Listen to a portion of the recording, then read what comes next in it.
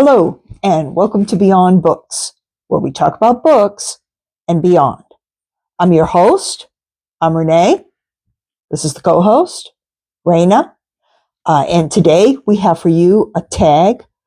It is a holiday tag for Halloween, and it is called the Spooky Scary Halloween tag. It is an original tag, which was created last year by Nicole at Nicole's Bookish Nook. I was tagged by Stuart of Stuart Griffin. So, prompts. Let's get started. The first one is called Witchy Mayhem. Name a book you loved or hated about witches. Well, I right off the bat thought of one that I dearly love, which is about witches. I am, as most of you probably know by now, a big Wizard of Oz fan. I'm a fan of both the book and the movie. And I have here a copy of Wizard of Oz that I decorated with diamonds, a diamond painting kit. So yeah, got those little shiny emeralds on there for Emerald City, which is very cool. It also has some really cool illustrations, which are just like illustrations from the original book. And I have family in Kansas. And so I've been to the Wizard of Oz Museum there, actually twice, or I should say twice so far. There's also a winery with Oz-themed labels for the wines, and an Oz-themed taco restaurant called Toto's Tacos. And there's also a little yellow brick road that you can walk on. So it's very cute, very nice. Now, of course, the Wizard of Oz has two of the most famous witches of all time. The Wicked Witch of the West, who we now know as Elphaba, and Glinda, who is the Good Witch of the North. And now we have Wicked as a book and a play and a movie. So, yeah. Next is The Pumpkin King. And it says a fiction book about a spooky main character. Well, I think that the main character in the book Misery by Stephen King is kind of scary and creepy in her own way. And I have a couple reasons for saying that. Okay, first of all, Annie Wilkes is her name. Obviously, she was famously portrayed in the movie by Kathy Bates. She is a former nurse, so she has that quality that, she knows what she's doing as she's inflicting pain on her victim. So that kind of adds a layer of scariness. And her victim, of course, is the author, Paul Sheldon. Now, that she also has that quality of, like, you just don't know what to expect from her. She flips back and forth between the good and the evil parts of herself. And she flips back and forth between providing comfort and pain. And it kind of makes you feel a bit terrified by her. And I thought that book and movie, really stood the test of time with that. It was also one of the first times that I remember really seeing someone on the screen who could really, flip like that. Again, just kind of having that psycho quality, and to have it in a female character like that was really interesting. So I chose that one. Number 3 is Orange Fever. A book with the word orange in the title, or a book with an orange cover.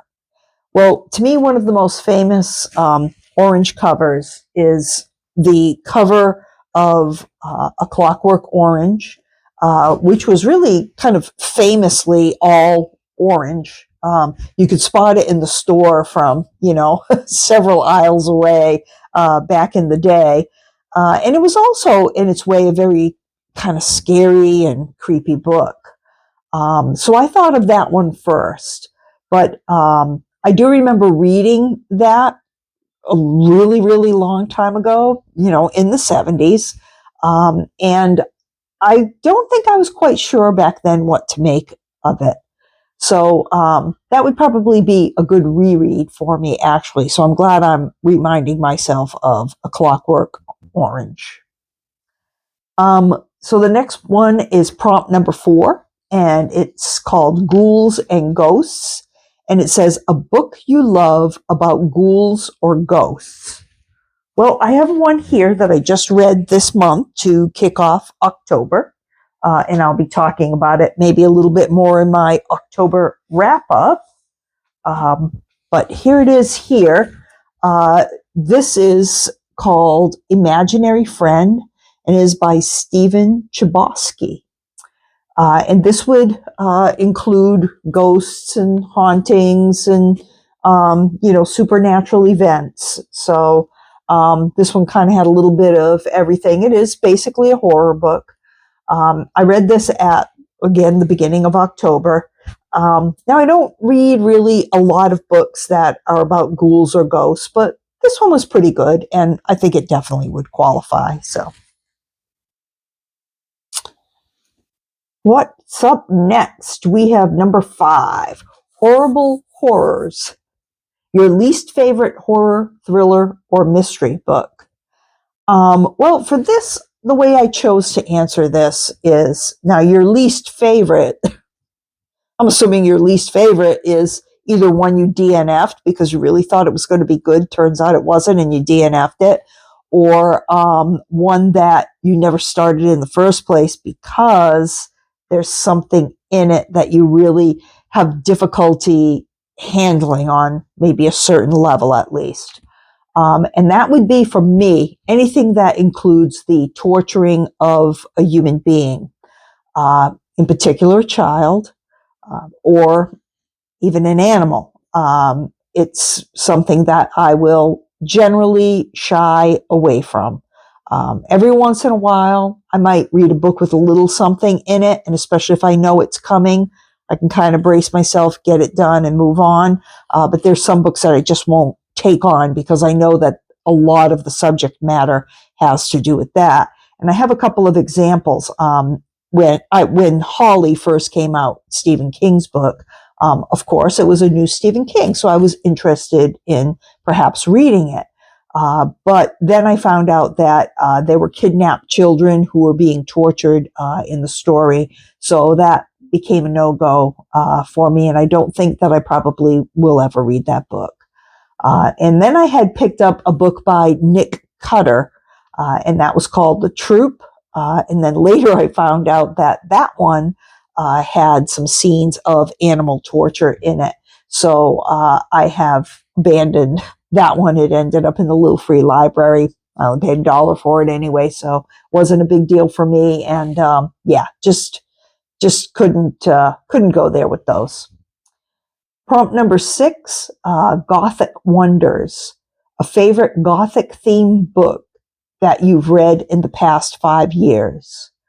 So now for this, I looked up the definition of Gothic, just to be sure that I have it correct. And it said, Gothic fiction places heavy emphasis on atmosphere, using setting and diction to build suspense and a sense of unease in the reader. Common subject matter includes the supernatural, family curses, mystery, and madness. So, I think that another book that I read this month happens to also be a Stephen King. Sorry, kind of on a Stephen King thing, but he is one of the few horror writers that I read pretty consistently. So, yeah, you're going to hear his name mentioned a few times in this tag. But anyway, The Girl Who Loved Tom Gordon, and I just reviewed this as a banned book. It was banned in Florida, and I have the video on that. I'll link it in the description in case you didn't catch that one. This one is about a 9-year-old girl who gets lost in the woods. And the woods in the book are described as being, dark and, kind of confusing. And there's this feeling that she has that someone is kind of following her. There are some dead animals that she comes across in the book that just like kind of shock her.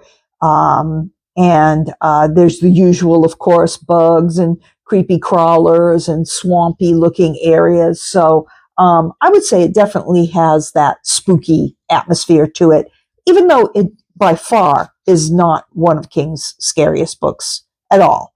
But there is that little creepy feel to it. So I would say this one. Number 7, Magic and Potions, a fiction or nonfiction book about magic and potions. So for that, Raina.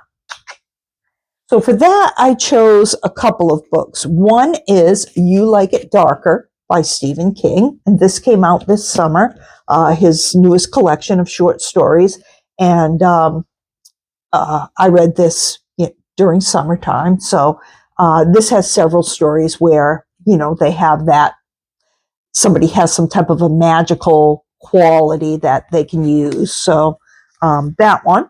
And also the other book that had a lot of magic in it actually is Ahab Returns by Jeffrey Ford.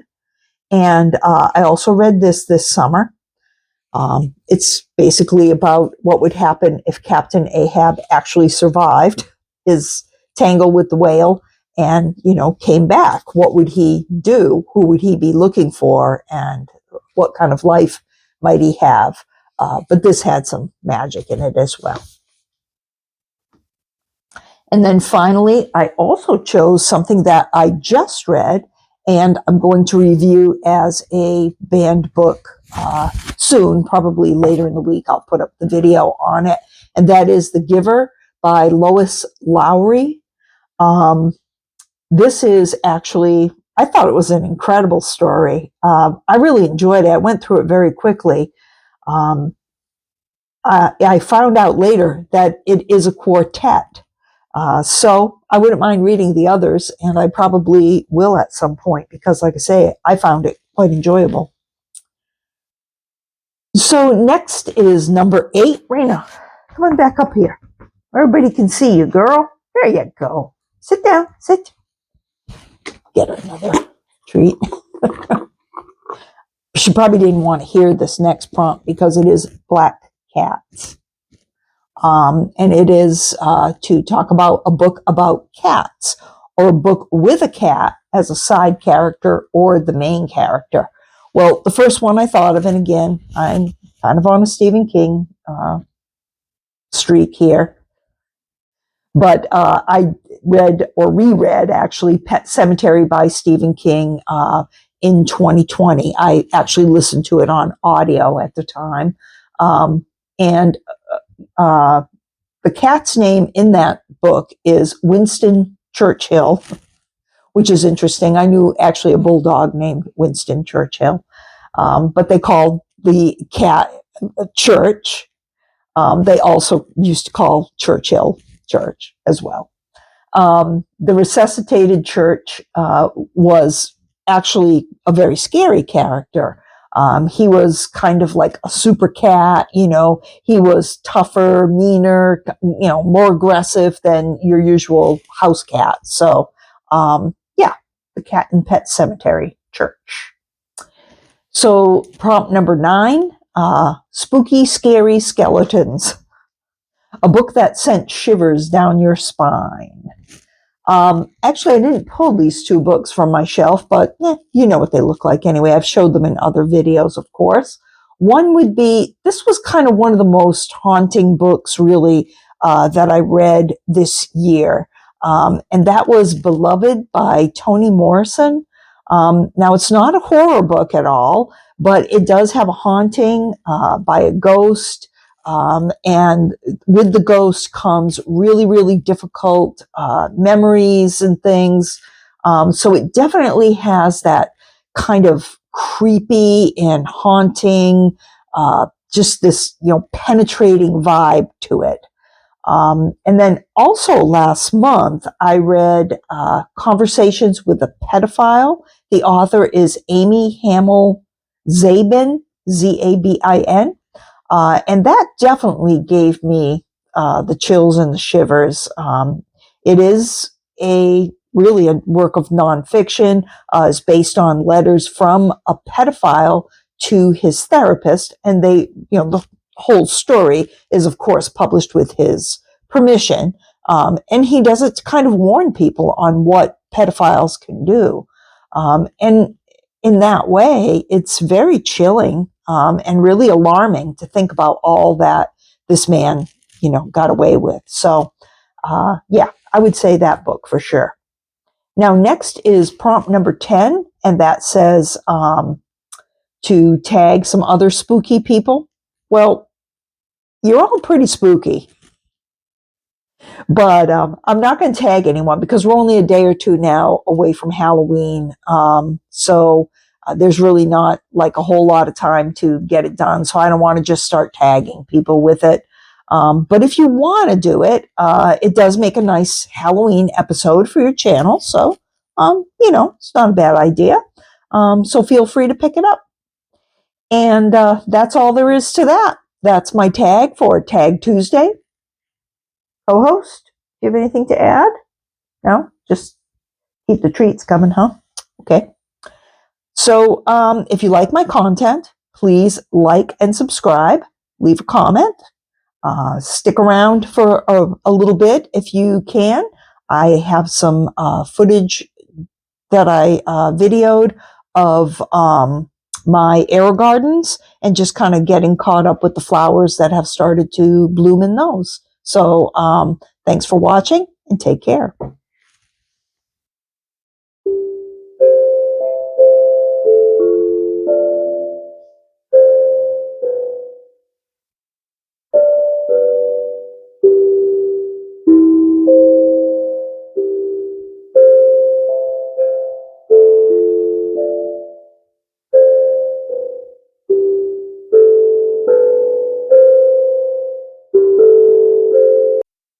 So I wanted to get you guys caught up on my AeroGardens. I showed you when I first planted these petunias. It was actually September 20th. I have the date written right on the little garden here. And I had planted 3 of these in my larger garden, 3 of these plants. And now I've had to divide them up each in their own garden because they got so large. And these are pretty violet color, which I really like. However, I waited a while to do this video because this one had not bloomed. And when the flowers, the little buds first started coming out, I actually thought they were going to be white. And I would have been very happy about that because I'll show you what the situation is here. So we have this color, but then we have this color repeated again. So I was hoping that I would get a nice white one out of it, but didn't work out that way. But look at the size of this plant. Today is October 27th. So we're about 5, maybe getting close to 6 weeks since I planted these. Incredible. That is a lot of growth in that time. That's an amazing plant right there. So yeah, so those 2 are the same color. Let me show you the one on the other side of the room. I was thrilled when this color came out. It's absolutely beautiful. I mean, look at the nice deep purple that it is. It's gorgeous. It's really, really nice. So that's why I was hoping, for a white one would have made a nice contrast with these. When I cut them, I usually keep them in a vase for sometimes a week or 2, just in some water, and keep them on the table, and they look beautiful. I have some pictures of that in another video that I did about the gardens, and I will go ahead and link that one. But let me step back a little so you can see the size of this thing. Now, this is a larger garden. This is a 9-pod. The ones I just showed you across the room are each 6 pods, so they're a bit smaller. The reservoir on that is, at least a third larger than the other two. So again, that's just an amazing plant. Let me show you one that I have outside. So here is an impatient plant, flower. This I got probably 4 months ago when I had surgery. Someone gave it to me in a little basket. I had it hanging up on our front porch, which is covered for several months. And then it grew too large for that basket. And so I planted it in this larger pot. I don't know how many gallons it would be considered, but it's a pretty good sized pot. And it just went crazy. And it bloomed again this fall, just like it had done, in early summer or late spring when I first got it. And it still looks fantastic. So I'm going to keep going with it until, until it doesn't like the weather anymore. And I keep thinking that's going to be sometime soon, but it never seems to happen. It's at least a couple of feet high, probably at its tallest point. It's about 3 feet high, or maybe even a little bit more. It said on the internet that these are also called busy lizzies or touch-me-nots, which I found interesting. And it said that they grow best in weather from 65 to 85 degrees. Now that would describe our days, but at night it has definitely been getting cooler than 65. In fact, I know there was at least one night where it went down in the 30s, and many nights where it goes down into the 40s. So I'm not sure why it likes this so much, but it just does. One thing that's really neat about these plants is that they do grow in the shade. I have this under a tree. I don't want to show anybody's car or anything here, but yeah, I have it under this good-sized tree here. So yeah, it's pretty incredible. It likes it here. I've tried to move it a couple of times, thinking it might like a little bit more sun, but no go. It starts looking wilty during the day. So this has been really cold tolerant and really shade tolerant. So it's just been fantastic. I showed it to the person who gave it to me, and she just couldn't believe it. Really appreciated getting that. That was just such a nice gift for a get well gift, and it has done me well. So thought I'd show it to you.